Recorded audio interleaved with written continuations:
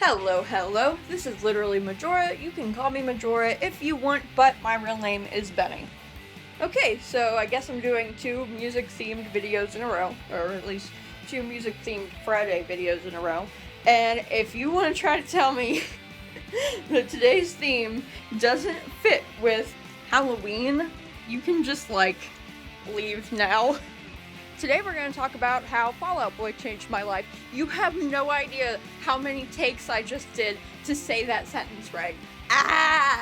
So, Fall Out Boy is going to be in the title, but this is really sort of how Fall Out Boy and Panic at the Disco and My Chemical Romance changed my life, because like many other people, I can't really have one without the others, so yeah. I was kind of late to the game when it comes to Fall Out Boy. I remember hearing several of their songs when I was a kid. You know, the big ones. Sugar We're Going Down, Dance Dance, Thanks for the Memories. But I don't remember ever knowing who sang those songs. And I don't even think I remember having, connected them to being the same people in my child brain. I also recall hearing one Panic song and one MCR song before I knew who they were as well. It was 9 in the Afternoon and Teenagers, respectively. I found the album Save Rock and Roll somewhere around 2013 and 2014. I'm not quite sure when, but this is when I still had my first Tumblr, and if you're not aware, the Fall Out Boy following on Tumblr is massive. So, of course, at some point I was going to follow someone that was going to post about them, leading me to go, I wonder who these guys are, and go, Google it. I liked the album almost immediately, and I ended up listening to it on repeat a lot. It had something that I really, really loved in any type of music, a storyline. And it also had a music video for every single song, which is kind of uncommon, but that was where the storyline was. You followed the songs in order and watched every music video to see the story play out. And that's something that if I ever end up making my own music, I really, really want to do. I want to have that storyline, and I'd love to have music videos that connect together as well. Fun fact, I wrote my senior term paper on the Emo Trinity. I'm not even joking. That was literally my term paper that I used to graduate high school and be valedictorian. If I still have the Google Doc, I might link that because it's interesting. So anyway, my next logical step after listening to Save Rock and Roll was to go back and listen to Take This to Your Grave, which, fun fact number 2, Take This to Your Grave actually was released on my 5th birthday. I've always thought that was really cool. What a birthday present. Your favorite band and their first album. I always like to listen to a band or artist's first album first, if possible. And then I'll do this thing where I make a playlist of every single album in order, and then I'll start filling it in with other singles and EPs, and then suddenly I've got their entire music career to listen to, and I do that a lot. I haven't done it for every single band and artist that I listen to, but I'd like to eventually someday have that done. The ones I've done it for so far are all of my favorites. So Queen, Emily Autumn, My Chemical Romance, Fall Out Boy, Panic at the Disco. I'm halfway through making one for the Used, and I've also done, oh wow, I've never mentioned this before. I've also done one for a Christian artist because, I grew up in the Bible Belt, and that Christian artist was Toby Mac. I actually have physical copies of all of his albums. The others are all on iTunes.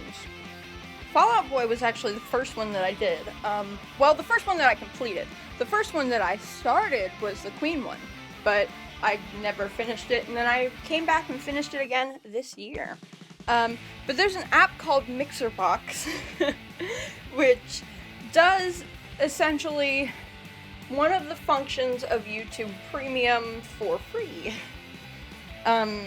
It lets you listen to music from YouTube videos while other apps are open on your phone. And while I have YouTube Premium now on my personal account, I didn't then. As a high school sophomore and Jr., I was not going to pay. I had no money. So, Mixer Box it was. Although I will say that I now own all of the albums that I questionably streamed this way, so I feel like that makes up for it. So I made this giant Fall Out Boy playlist in Mixer Box, which actually still exists. And it had Project Rocket / Fall Out Boy, just the Fall Out Boy songs. Evening Out with Your Girlfriend, Take This to Your Grave, My Heart Will Always Be the B-Side to My Tongue, From Under the Cork Tree. You get the idea. Side note for if you're wondering, my favorite Fall Out Boy album is Folia Doom. And also, my favorite Panic album is Vices and Virtues, and my favorite MCR album is Bullets. I don't know why, but the first one's just always stuck with me, man. At about the time I finished the playlist, I met my current best friend of about, 5 years. So we happened to go on multiple trips together that involved long car rides, and on about the second one, I just, handed them an earbud and was like, here, listen to this. You're gonna listen to my entire collection of all of my favorite band songs all the way to where we're going. Now, I'd say that they're a bigger Fall Out Boy fan than I am, which I'm very proud of.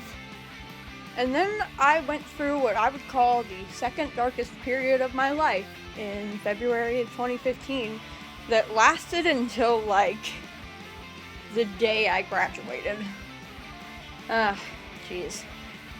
And in that amount of time, I had two things that I went to for comfort. The latest Fall Out Boy album that had come out the month before, American Beauty, American Psycho, and a particular video game that I'm gonna save for its own video, just because it deserves it for everything that it's done for me. In that time of my life, I probably should have been considered a danger to myself and others, and I really wouldn't have gotten through it if it hadn't been for American Beauty, American Psycho. I don't want to sound like some stereotypical Tumblr emo kid, trademark, but Fall Out Boy saved my life. I know a lot of people don't really like talking about trauma. It can bring it back for them, but for me, when I talk things out and I think about the things that helped me in that time, it's therapeutic. Right up until then, my two biggest vices, I guess, had been YouTube and writing, and in that period of time, those things were just ripped away from me. So I leaned on music and one video game so heavily, and now it's like those things are always gonna be super special to me because of how much they've done for me. Okay, so let's go back to slightly more positive thoughts. At the end of 2015, or maybe the beginning of 2016, I'm kind of unclear of when exactly I did this, but I made a new Tumblr. I just couldn't help myself. This time around, my main blog content was all Fall Out Boy related. And of course, you can't really have Fall Out Boy on Tumblr anyway without Panic at the Disco and My Chemical Romance, so it was almost inevitable that almost all of the people I followed would post about all three bands, which got me more into the other two. I want to say I started listening to Panic at the Disco before MCR, but I'm not 100% sure on that. And again, I made massive Mixerbox playlists of all of their songs, which have now become iTunes playlists, and I actually have one playlist that is all of My Chemical Romance, Fall Out Boy, Panic at the Disco, The Used, and then any of the members of those bands' solo stuff in order of when it came out. That's 16 or 17 hours long. I also had that same friend listen to both of those Mixerbox playlists, and again, they really like those bands now. I'm so glad I did that because that is such a huge part of our friendship. I was really big into iTunes Radio. God, I miss iTunes Radio, and when it was free and not a part of Apple Music, and I'm not willing to pay for Apple Music and YouTube Premium at the same time, so I chose YouTube Premium. But anyway, I listened to the Fall Out Boy station and the MCR station almost constantly, and that led to me listening to a lot of music by a lot of other people. The Used, Sleeping with Sirens, Pierce the Veil, August Burns Red, surprisingly. That one definitely came from the MCR station. Set It Off, Blink-182, Slipknot, Muse, Cobra Starship, Paramore, and most importantly, the incredible, wonderful, talented Emily Autumn, for whom I would sell my soul at the drop of a hat. Side note, I recently found out that all of my cousins and most of their kids all listen to Panic at the Disco, so that was cool. Okay, so I have to include the very, very small negatives that have come into my life because of Fall Out Boy. And I kind of want to... Maybe it's not quite negative. I kind of want to call it like a neutral thing, because the negative of this is just like the uneasy feeling that I get from thinking about this. Nothing bad ever actually happened to me, so keep that in mind. But there is an infamous work of fan fiction that kind of like just goes without being named, and for a little while I was like acquaintances with the person that wrote it, who is significantly older than me and has allegedly had some not okay conversations with minors, and at the time that we were talking, I was a minor. Now, they never said anything to me that was in any way sexual, but the allegations make me uncomfortable to think about. Literally, all we did was send each other links to our writing and read it and then tell each other what we thought.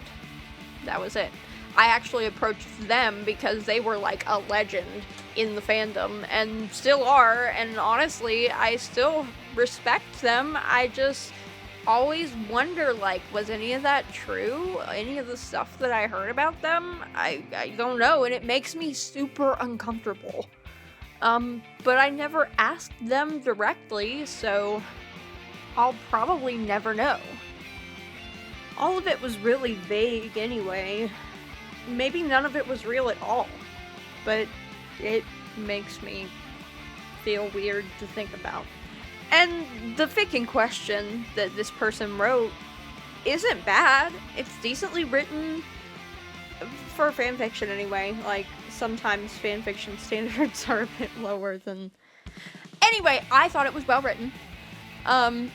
The content is pretty straightforward, and it tells you up front what it is, and if you're not into it, yeah, you're gonna think that it's gross, but there are people that are into that, so what's the big deal?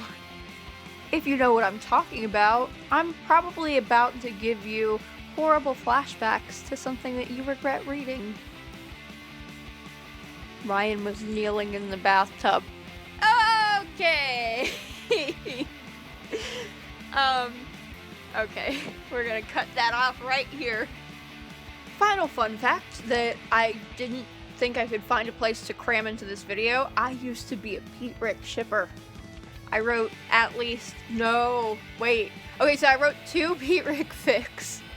I started a 3rd that I never finished and thus never posted.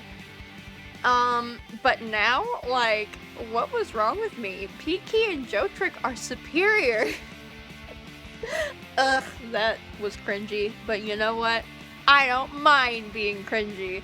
And I have an unfinished multi-chapter church youth group AU.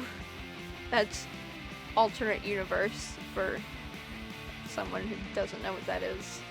That's floating out there on the internet that included Heat Key, Joe Trick, I think some Brentser? If I'm remembering this right, it was gonna start out Raiden and then turn into Brentser.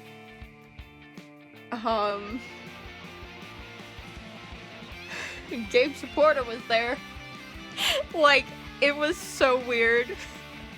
And when I say weird, I mean that in a good way, and I almost wish I had the motivation to finish it. Fanfiction writing is so wild. Anyway. If you're into spooky dreams, or just weird dreams, check out my Spooky Dreams miniseries. Part 1 is already up, as well as Part 2, which went up Monday. And Part 3 will be going up this coming Monday, so you'll have that to look forward to. Thanks for listening. Bye!